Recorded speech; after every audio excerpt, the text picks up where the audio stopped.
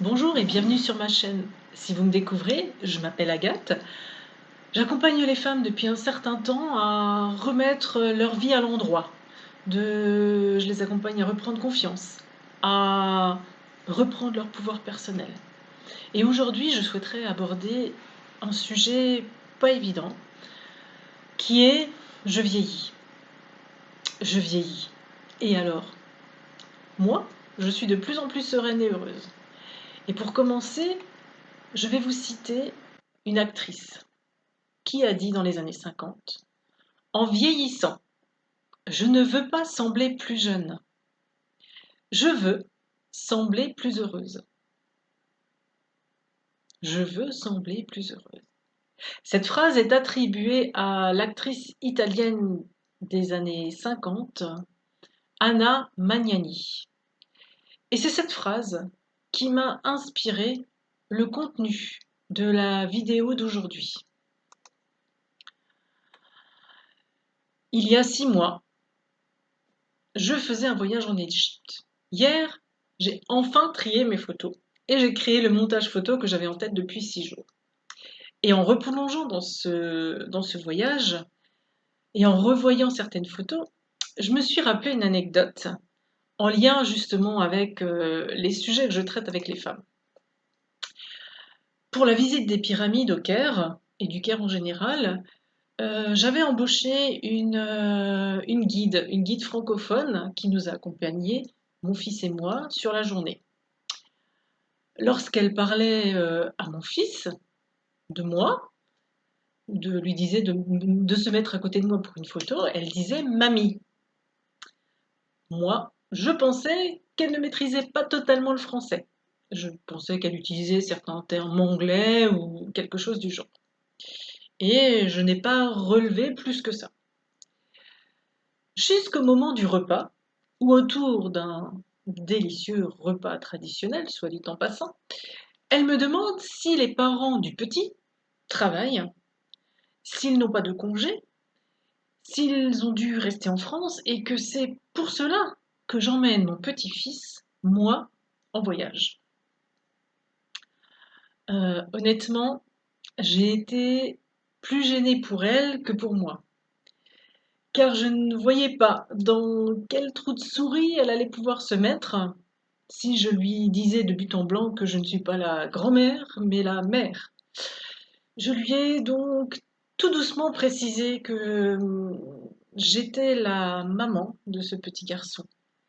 Et je lui ai demandé si elle avait elle-même des enfants afin de réorienter la conversation assez rapidement. Alors, oui, oui, j'ai dépassé les 40 ans. J'ai même dépassé les 45. Et j'ai lu récemment un article d'un sociologue qui, lui, précise, accrochez-vous bien si vous avez plus de 45 ans, il faut changer le regard sur les quinquas. Les plus de 45 ans sont parfois encore vus comme des seniors dans les entreprises. 45 ans, t'es quinquas. Va chercher. Et puis tu l'as entendu, il y a la préménopause, la ménopause, et ça forcément, c'est un passage compliqué. C'est écrit partout. Et toutes celles qui le vivent tellement mal, ce passage, en parlent assez fort pour que tu en aies entendu parler. Et à force d'avoir des messages à droite, à gauche qui t'arrivent comme cela, une certaine fatalité commence à s'abattre sur toi. Tu vieillis. Ok. Tu changes de catégorie. Tu ramollis. Tu ralentis. Enfin, c'est ce que la société te dit. Dans ton fort intérieur, il peut en être tout autrement. Réfléchis 2 secondes. C'est le vendeur de crème qui te dit qu'il faut mettre absolument une crème anti-rides.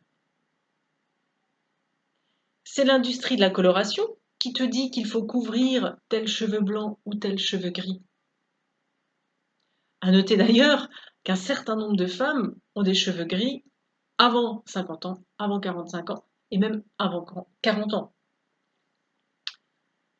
Ce sont des images de femmes jeunes qui te disent à quoi tu dois ressembler.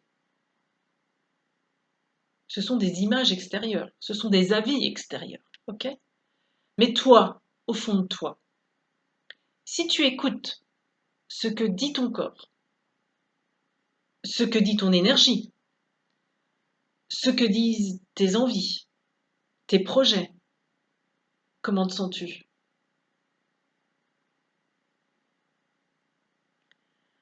Quand j'ai en face de moi des femmes d'environ mon âge, et j'élargis de 40 à 55 ans environ, je dis souvent, lors de l'accompagnement ou quand on parle de... Voilà, nous les vieilles, pour voir ce qu'elles me répondent. Eh bien, peu de nous, les vieilles, se sentent vraiment vieilles. Alors c'est quoi la méthode anti-âge pour pas se sentir vieille? Eh bien, ce sont des méthodes qui ne s'achètent pas.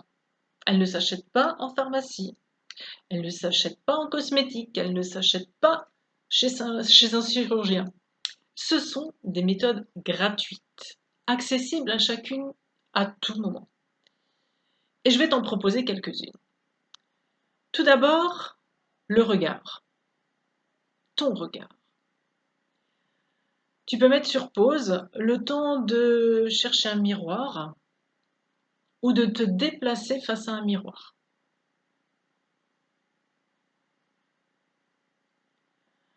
Une fois installé face à ce miroir, je t'invite à te regarder dans les yeux.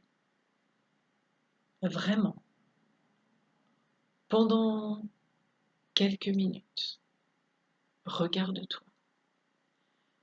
Respire calmement. Inspire par le nez. Expire par la bouche. Soutiens ton regard. Fais connaissance avec toi par ce regard, en continuant de respirer tranquillement. Regarde-toi intensément. Sens ta poitrine se soulever au rythme de ta respiration. Sens ce regard. Ressens ce qui est derrière cet œil. Ressens ton cœur. Regarde-toi de cœur à cœur. Regarde-toi avec amour. On ne l'a fait que quelques secondes, mais tu pourras t'entraîner à le faire de plus en plus longtemps. Fais-le régulièrement. Va à la rencontre de toi-même. Pour le deuxième exercice, il te faut une feuille, un stylo et un chronomètre sur 3 minutes.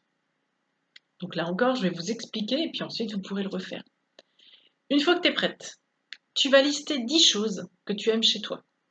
Top chrono, 3 minutes. Les parties de ton corps. Pas on me dit j'ai des beaux yeux. C'est les parties que toi tu aimes. Vraiment. J'aime mes mains. J'aime mes pieds nus en contact avec la terre quand je jardine. Reste vraiment dans tes perceptions, dans tes propres perceptions de ton corps et ton amour pour toi-même. Et tu te mets 3 minutes pour lister ces 10 choses. Tu vas voir, tu vas peut-être même en trouver plus. La troisième technique à mettre en œuvre au quotidien, c'est je me mets en valeur. Je me mets en valeur. Alors, à l'issue d'un parcours de 9 mois avec un groupe de femmes, je leur ai proposé une après-midi pour célébrer la femme que chacune est. Et à ce moment-là, nous avons notamment mis en valeur nos sœurs. Oser mettre des fleurs, des couleurs, un foulard, des boucles d'oreilles, un peu de rouge à lèvres, des tout petits riens qui leur ont fait prendre conscience que juste choisir un vêtement qui fait plaisir, un vêtement qui plaît, un accessoire particulier, mettait leur cœur en joie. et elle se sentait immédiatement plus belle, plus vivante, plus joyeuse, plus en confiance aussi. Alors, choisis des vêtements dans lesquels tu te sens belle. Prends plaisir à mettre un collier, à te coiffer, à te sentir belle. Belle pour toi. Belle parce que ce qui rayonne de ton être est ce que tu es à l'intérieur. Une femme magnifique. Alors, tu vois, comme l'a dit cette fabuleuse actrice en son temps, en vieillissant, je ne veux pas sembler plus jeune, je veux sembler plus heureuse. Et allons même beaucoup plus loin, je veux être plus heureuse. Je ne veux pas sembler plus heureuse. Je veux être plus heureuse. Nous reviendrons sur cette thématique de l'âge, de la ménopause, préménopause, de l'estime de soi. En attendant, aide-moi, s'il te plaît, à diffuser auprès des femmes la reconnexion avec son pouvoir féminin. Les femmes de tout âge, en likant, en t'abonnant, en partageant mes vidéos, afin que toutes les femmes puissent se reconnecter à l'amour d'elles-mêmes. Merci, merci, merci. Prends soin de toi et de ton bonheur, et je te dis à très bientôt. Bye bye!